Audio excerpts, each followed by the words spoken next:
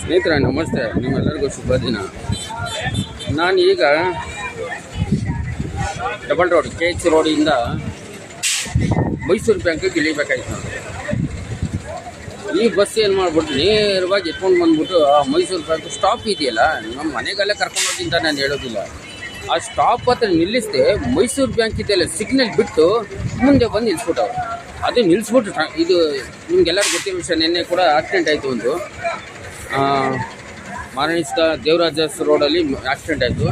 ಈ ಬಸ್ಸು ಕಾಸಾಗಿ ಅವ್ರು ಏನು ಮಾಡ್ತಾರೆ ಅಂದರೆ ಎತ್ಕೊಂಡು ಇಷ್ಟ ಬಂದಂಗೆಲ್ಲ ನಿಲ್ಲಿಸ್ಬಿಡ್ತಾರೆ ಇವರು. ಇದು ನಮ್ಮ ವ್ಯವಸ್ಥೆ ಬದಲಾವಣೆ ಆಗಬೇಕು ಅಂತ ನಾನು ಈಗಾಗಲೇ ಡಿಪೋ ನಂಬರ್ 3 ಅವ್ರಿಗೂ ನಾನು ಮನವಿ ಮಾಡಿದ್ದೀನಿ, ಕರೆ ಮಾಡಿದ್ದೀನಿ, ವಿತ್ ಇದರಲ್ಲಿ ರೆಕಾರ್ಡ್ ಮಾಡ್ಕೊಂಡಿದ್ದೀನಿ. ವಿಶೇಷವಾಗಿ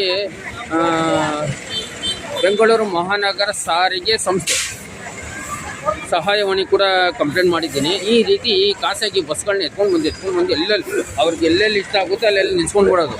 ಸರಿಯಾಗಿ ಸ್ಟಾಪ್ ಕಡೆ ನಾವು ನಿಲ್ಲಿಸೋದಿಲ್ಲ. ಈ ರೀತಿ ವ್ಯವಸ್ಥೆ ಇರೋದ್ರಿಂದ ನಾನು ಈಗ ಕಂಪ್ಲೇಂಟ್ ಕೂಡ ಮಾಡಿದ್ದೀನಿ.